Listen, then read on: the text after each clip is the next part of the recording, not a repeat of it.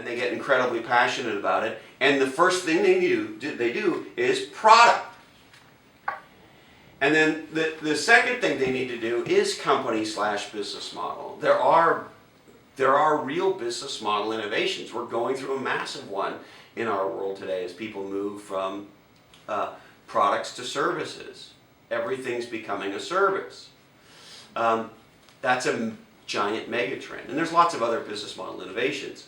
So that's really important. And then can you actually build a company to deliver it, right? If you're the living essentials guys, you create this thing, you got to figure out a way to scale to 2 billion really fucking fast. Because if you don't, somebody else is going to take the category. We talked about ecosystem. The reason TiVo's not the category king in the DVR space is they didn't get the ecosystem right. Comcast and all the assholes were able to crush them, right? They didn't get the industry to play. A company that we worked with for a couple of years and just absolutely love, it's called Castlight Health. They were going to transform healthcare, starting with how employees in enterprises make healthcare choices. And the whole thing got crushed, and Castlight's struggling today. Why? Because United Healthcare and all the Blues and all the other assholes did exactly what Comcast did to TiVo. And so what's my point? My point is product in the beginning. That's where the CEO's got to be focused. Company/business model once you get the product right. And then when you got those two things and you've got the vein and there's some traction and enough early adopters are getting the aha, they're relating to the problem and the solution the way you hoped they would, and this is starting to happen, and now we need to do category design. And the challenge for the CEO is the CEO is often the innovator around the product, because the CEO is often is Sarah who had the insight around, I want to look better, so I need Spanx, right? And so when you get to, are we going to scale or not, they have everything set up from a product point of view, they have everything set up from a company point of view, but they can't scale the category. Or somebody else takes the agenda from them and does a better job at evangelizing it and crushes them, because they don't shift across the triangle. And the reality is, once a company starts to get any level of traction, 50% of the CEO's job is to be in the world being an evangelist about the problem. And most CEOs don't do that. They go back to their comfort zone, which more often than not is product. And I'm not saying the CEO shouldn't go back to product. That's not what I'm saying. But what I am saying is 50% is out there. Christina? Another musician approach. I'm curious about how a category king kind of changed their narrative or their story in a way that's furthers their success, like Bob Dylan going electric, for example. Something, I guess I'm kind of asking something broad. But.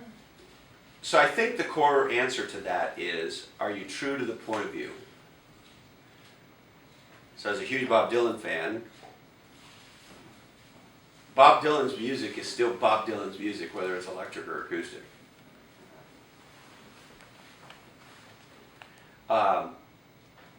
And so, for example, as Southwest has continued to scale, their point of view is still the same. And you know how you can tell? When you call them, a human being answers the phone. When you change your flight, they don't charge you a fucking change fee. So they're still true to the point of view.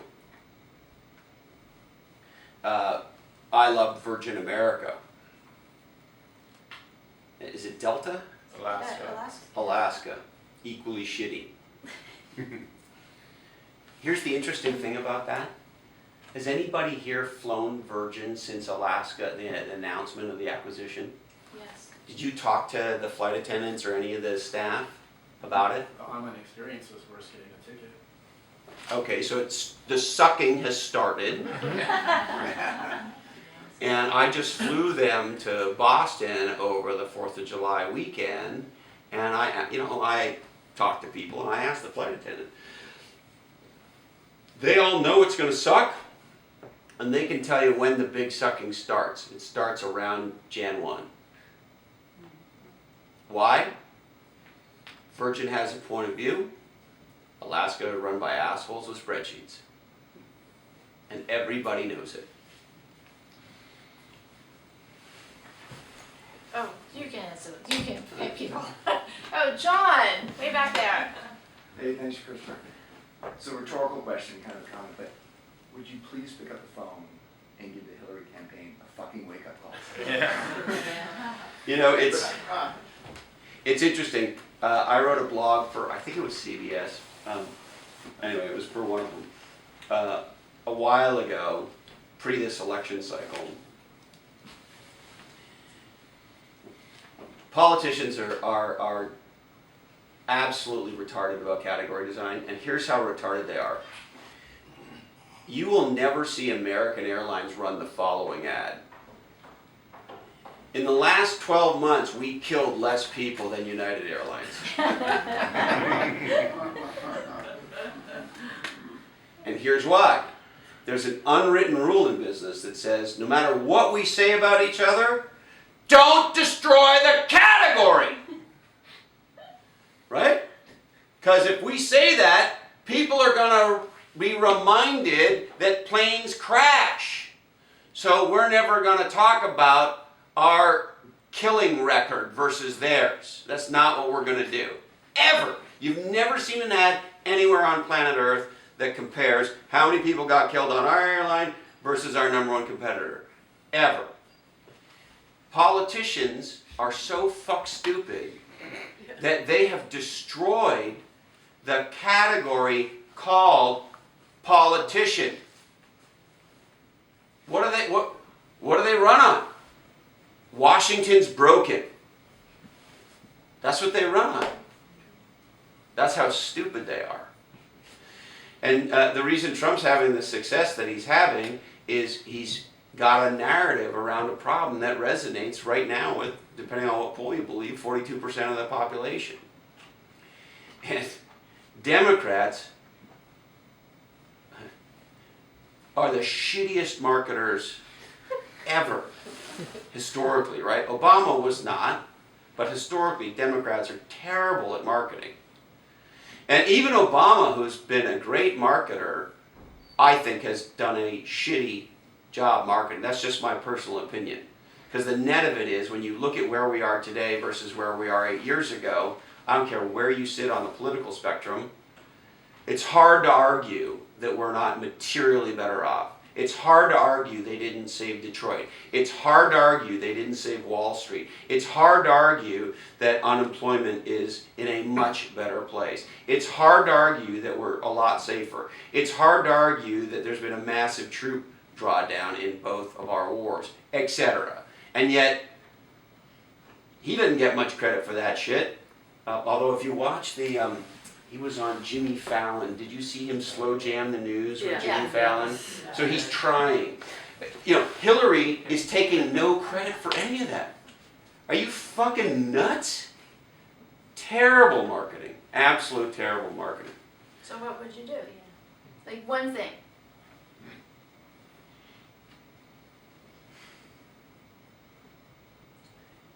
It would be about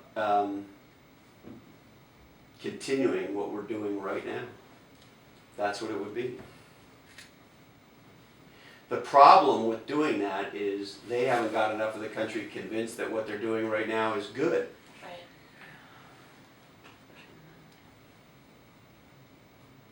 And and not to get overly political with you, but the NRA is a category protection organization.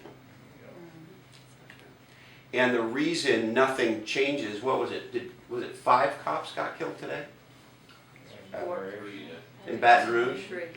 And that was after the cops that got killed this week. It was after the cops that got killed and that was after all, okay, so we're killing cops, we're killing black people, we're killing children, we're killing white people, we're killing Hispanic people, we're killing all these people, right? And nothing.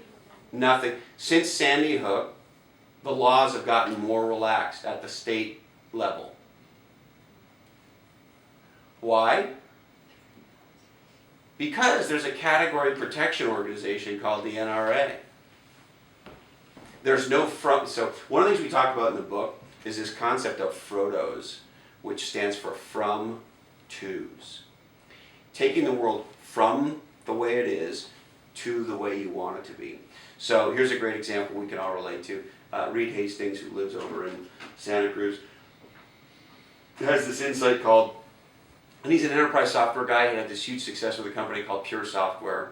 And he goes to the video store and he goes, this is fucking bullshit. I go to the video store, there's a kid with zits. They don't have the fucking video I want. I stand there with my family. We all argue because nobody can agree, because we all agreed based on the argument we had at home that we're going to go rent this, and they didn't have fucking this, and so, and then of course I show up, and the first thing they hit me with is a late fee, and the whole thing fucking sucks. And oh, by the way, the internet changes everything, and ta-da, we know how the rest of the story ends. What he didn't do was say we're a better Blockbuster.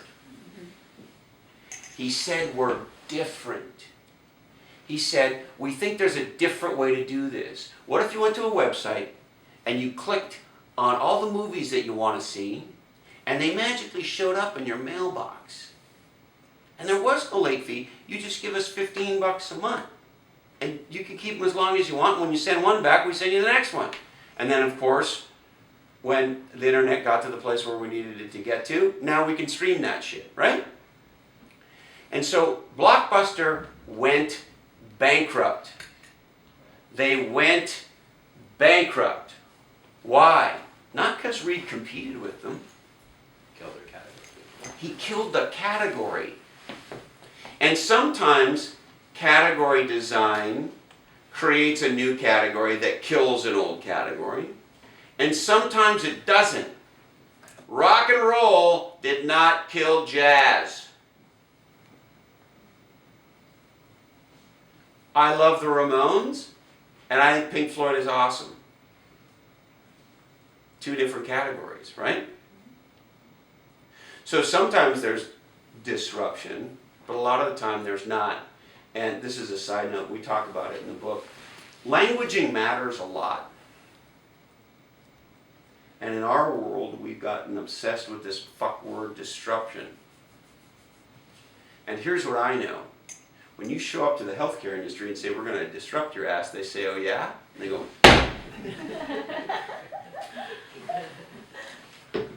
and the truth is, most legendary entrepreneurs and innovators weren't about disruption. They were about creation. The Airbnb guys didn't start off to say, we're going to disrupt hotels. And as a matter of fact, they really haven't. The hotel industry is doing great. And there's a multi-billion-dollar market cap company that rents out couches.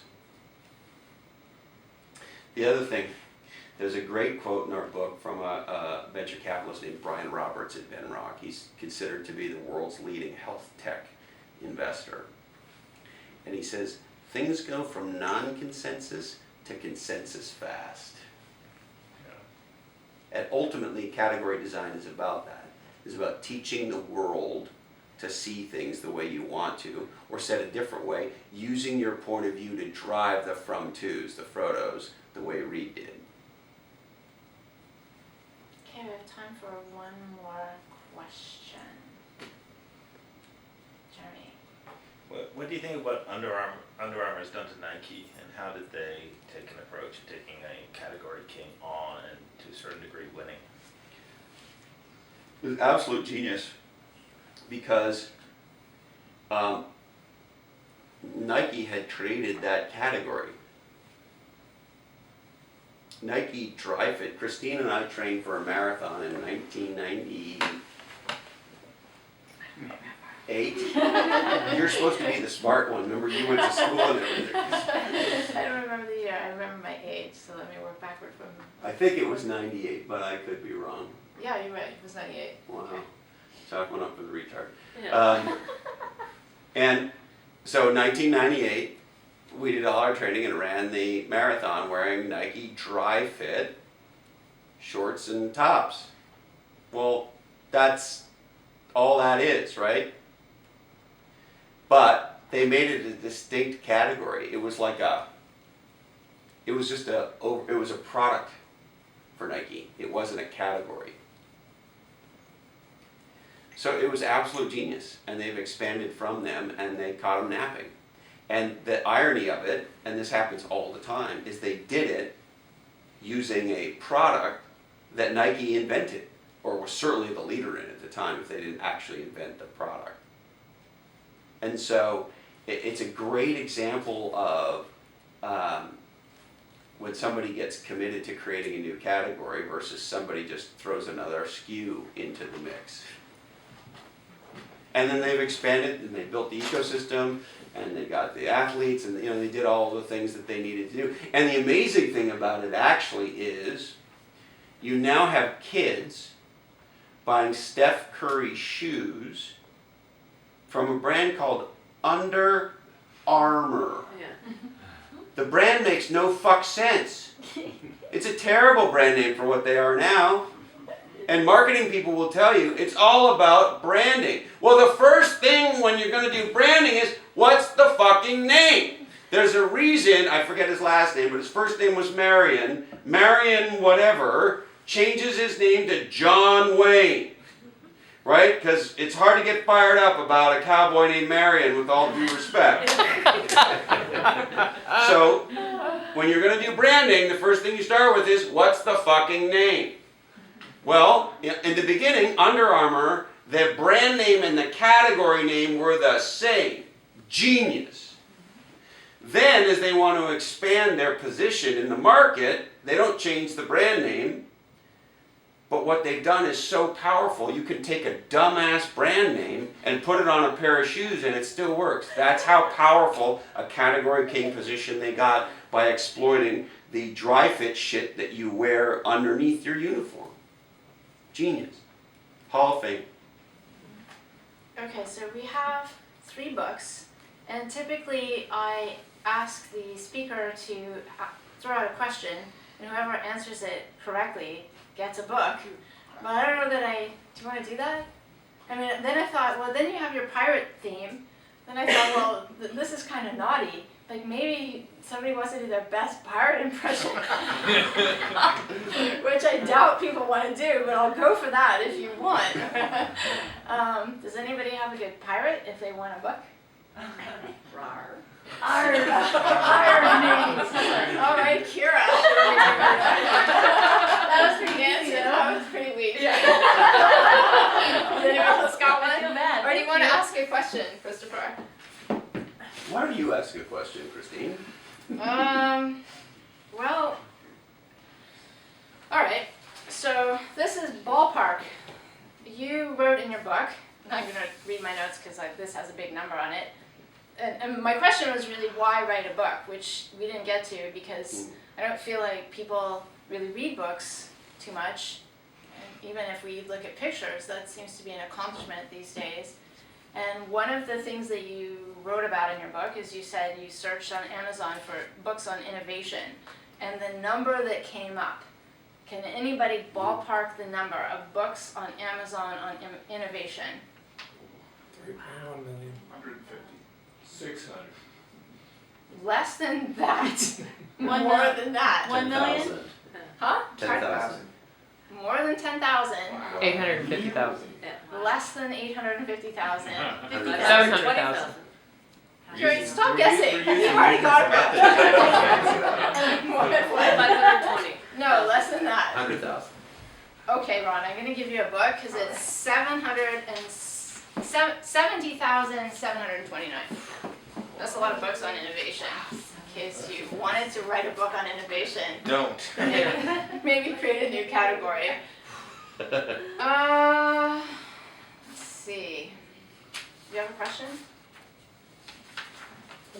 I'd like to hear the follow-up second part of Jason's question about the holy trinity of it and how they never really got there. But it was, Who's they? what's that? How the leader The holy changes. trinity of category. How they, The magic triangle, yeah. yeah, basically the second part of Jason's question. Who's the they never got there? You We next talked me. about it as if the CEO we- has all 3 roles, Right. but you yourself were a chief marketing officer, so you worked in a company that had more than